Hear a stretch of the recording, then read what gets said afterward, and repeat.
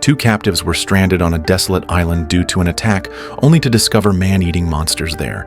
These creatures had thick hides and immense strength. Even massive apex predators like crocodiles could be torn apart alive in their grasp. Facing such terrifying beings, how could they possibly escape? During World War II, the Japanese Navy transported prisoners of war from the anti-fascist alliance to their homeland. These prisoners performed forced labor aboard so-called Hellships, yet conditions were extremely brutal. Moreover, these vessels frequently became targets for Allied bombers, resulting in over 30,000 Japanese and Allied casualties during transport. By 1944, the Arisan Maru had become one of World War II's most notorious Hellships. That day, the Arisan Maru sailed toward Japan packed with prisoners. The captives huddled in cramped holds without water or food. When Japanese officers entered the cell, the prisoners weakly begged for water and food, but the officers ignored them. They marched straight into a cell where a man hung suspended, his body covered in wounds from days of torture. However, this time, the commander ordered that he be taken out. Seeing this, other prisoners clamored to leave too, though some knew the man was a Japanese traitor facing certain doom. The man was brought to the deck and forced before the Arisan Maru's commander, a Christian pendant swaying on his chest. The commander coldly studied him.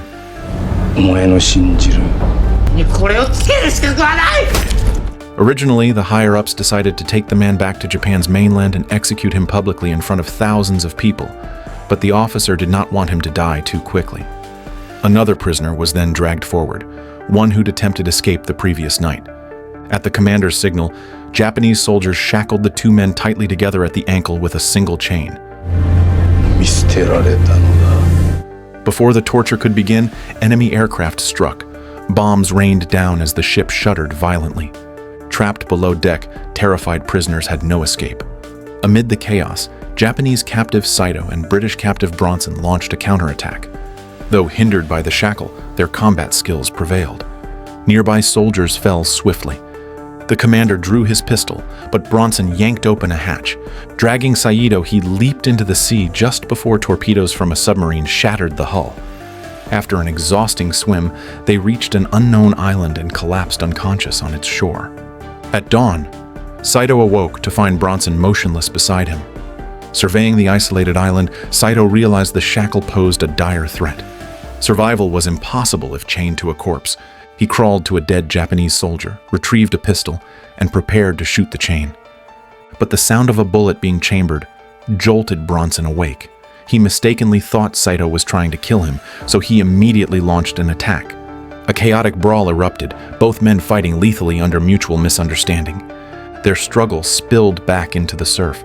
Unseen by them, something lurked nearby, drawn by the blood in the water. In the next instant, Bronson was dragged underwater by something unseen. Because of the leg chain, the creature failed to pull him away completely. It vanished, but not before leaving a deep wound across Bronson's waist. Saito now had the pistol, and Bronson had no choice but to cooperate and follow him back to shore. Lying on the sand, Bronson asked shakily if Saito had seen what attacked him. Saito remained eerily silent, glancing between the disturbed water and Bronson. Whether due to language barriers or something else, he said nothing. Saito examined the chain, then stared at the dead soldier nearby. Seemingly despairing of survival, he knelt and prepared to end his life. Bronson intervened, seizing the pistol. He ejected the magazine. Only one bullet remained. Bronson warned Saito the creature would return. They must prepare. He gave the bullet to Saito, but kept the pistol, establishing mutual deterrence. Cooperation was their only hope. They scavenged wreckage nearby, opening crates for supplies. Unfortunately, there was no food. Bronson found a fallen comrade's body and sadly removed his necklace. You bastards! Why did you do this to us? No matter what Bronson said, Saito remained silent, but he did hand him some drinking water. As the sun began to set, the two men found a place to rest. They built a fire and cooked some seafood. After the crab was roasted, Saito handed it to Bronson and finally spoke his first words, which were to ask Bronson to have a taste. But Bronson clearly had never eaten crab before and didn't even know where to start. Saito saw Bronson drop the crab into the mud and handed him another one he had already prepared. This time, Bronson tentatively took a bite. The delicious flavor instantly exploded in his mouth. Having endured the miserable experience of being a prisoner, even a small crab could be considered a delicacy now. Seeing Bronson enjoying the food, a faint smile appeared at the corners of Saito's mouth. He then handed Bronson a can of seafood soup. After finishing it, Bronson exclaimed it was the best meal he'd had in recent times. Saito remained silent, but warmth flickered in his eyes.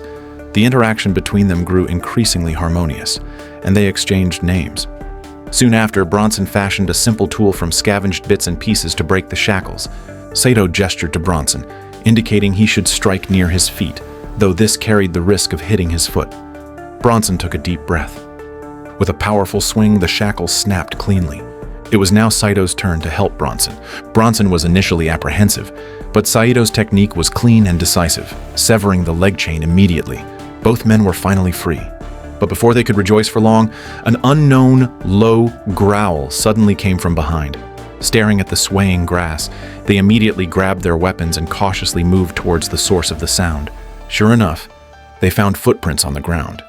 If Saito wasn't mistaken, they belonged to the SeaMonster that attacked Bronson earlier that day. Just then, voices speaking Japanese suddenly echoed around them. The two quickly hid and spied, discovering 3 other survivors. It was 2 Japanese soldiers escorting a prisoner. The problem was the soldiers had firearms. If discovered, the situation would become perilous.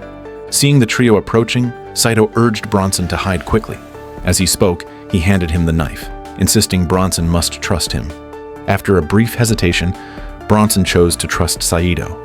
Bronson had just hidden when the 3 noticed something amiss. Following the enticing smell of food, they cautiously approached the campfire. Seeing someone lying on the ground, the soldiers warily prodded the covering aside. Saito immediately raised his hands in surrender. The Japanese soldiers realized that Saito was one of their own, so they immediately let their guard down and sat around the campfire. Witnessing this, Bronson's nerves tightened, fearing Saito might betray him and join the others. Unbeknownst to him, the SeaMonster was quietly closing in.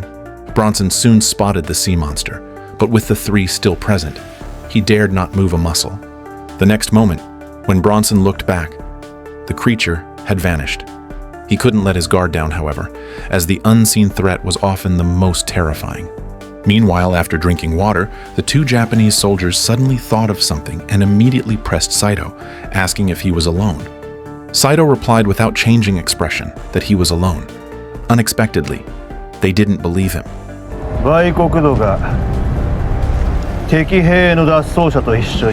The soldiers on the ship had been betting on who would kill whom. Since Saito was alive, the prisoner he was tied to must be nearby. With that, a soldier placed his katana against Saito's neck, demanding he reveal Bronson's whereabouts. Just then, a low growl from some unknown creature suddenly echoed around them. The soldiers froze, turning towards the sound. The snarling grew louder. Hearing it, the Indonesian prisoner muttered in abject terror, "Fish, man!" But the soldiers refused to believe in such superstition. The leader ordered his subordinate to investigate the woods. As soon as the subordinate stepped in, Bronson accidentally made a sound. In the critical moment, it was the SeaMonster's roar that diverted the Japanese soldiers' attention. Now that the enemy was split up, it was the perfect time to strike. Bronson immediately began stealthily moving towards the campfire. Soon after, the SeaMonster appeared behind the Japanese soldier. One swipe of its claw severed the man's arm, then it ripped off his head. The scream reached the other's ears, and Bronson quickly seized the opportunity, stabbing a knife through the small leader's neck. Just as Bronson was about to strike again, the Japanese soldier's head was thrown over by the SeaMonster. Seeing this, Bronson and Saito swiftly hid nearby to observe. The SeaMonster soon entered their view. It approached the dying leader, reached down and removed his heart with a claw. The prisoner nearby collapsed in fear, unable to move. Only when the SeaMonster fixed its gaze on him did he scramble frantically into the dense undergrowth. But he hadn't gone far before the creature caught up. The SeaMonster then ripped off the prisoner's head too. Bronson and Saito witnessed the entire ordeal. They knew they were no match for the SeaMonster and had to leave immediately. But the sound of their running drew the creature's attention. It gave swift chase. Saito used his katana to clear the path ahead. The injured Bronson struggled to keep pace and urgently called for Saito to wait. However, due to the language barrier, Saito didn't understand Bronson and didn't slow down. In the end, Bronson accidentally fell to the ground and was caught up by the terrifying sea monster, but bullets couldn't cause it any harm.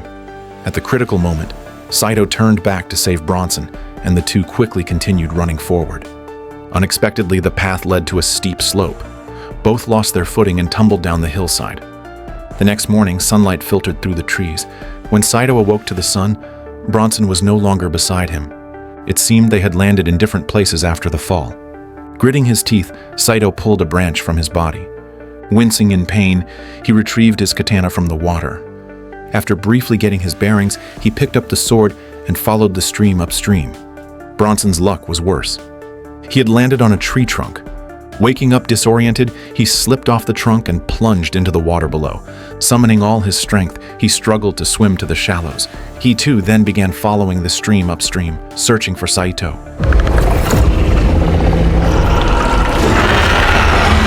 Hearing the sea monster's roar, both men instantly tensed and quickened their pace. Unfortunately, Bronson heard the sound of the creature seemingly right beside him. He was forced to take a more difficult path, trying to circle around it. Afterward, both men resumed their journey, moving with extreme caution to avoid making noise. Finding each other in such dense jungle was incredibly difficult. Yet, despite the slim hope, both were doing everything possible to reunite. Bronson struggled to the stream bank and lay down. Not long after, a large crocodile emerged beside him.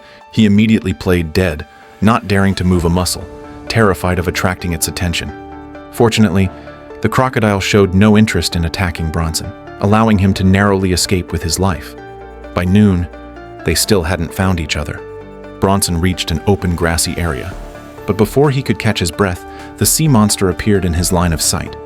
It was applying moss from a rock to the wound inflicted by Saito. The creature was treating its own injury. Before Bronson's shock could subside, he saw the large crocodile stealthily appear behind the sea monster. If the crocodile could kill the sea monster, Bronson and Sato's chances of survival would increase dramatically. Sadly, Bronson was destined for disappointment. The crocodile was no match for the sea monster, which easily tore it in half. Witnessing this, Bronson felt utter despair. How could they possibly kill it? Meanwhile, Saito spotted a yellow cloth strip with numbers written on it in the stream water. It seemed to be from a pilot's uniform. Intrigued, Saito quickly climbed a nearby hillside. He soon found the body of a pilot. Startled, he stumbled backward and fell into a large pit. Inside lay the rotting corpse of another sea monster. Saito scrambled out of the pit and approached the pilot. He found a gun in the pilot's hand and a few spent shell casings on the ground, indicating a fight with a sea monster before his death. Saito observed a moment of silence, then took the pistol and continued his journey.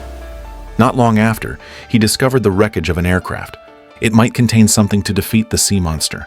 Saito immediately swam towards the wreckage. Carefully climbing onto the plane, he made an unexpected discovery. Night fell quickly and Bronson also arrived at the location of the aircraft wreckage, following the direction of the stream. He immediately used pieces of the wreckage to fashion a simple weapon, then boarded the plane with it, discovering many useful items inside the fuselage. Just as Bronson tried to reach for more crates, his foot suddenly slipped, nearly causing him to fall into the water. But this mishap also led him to discover an unexploded artillery shell still on the plane. Bronson felt a surge of hope inside. If used properly, this might eliminate the sea monster once and for all. Bronson then prepared to take a smoke break and rest for a moment. The two men finally reunited, and Saito, with a serious expression, motioned for Bronson to follow him. Seeing Bronson didn't understand, Saito asked for the lighter and signaled for Bronson to follow him. They then proceeded to a nearby cave. When Bronson saw what was inside the cave, his jaw nearly dropped. It was a sea monster embryo. The small creature inside was clearly visible and moving. Saito deduced that this must be the offspring of the sea monster outside.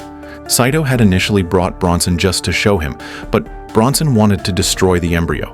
Saito urgently stopped him, because destroying the embryo would undoubtedly drive the large sea monster into a frenzy, making escape impossible for either of them.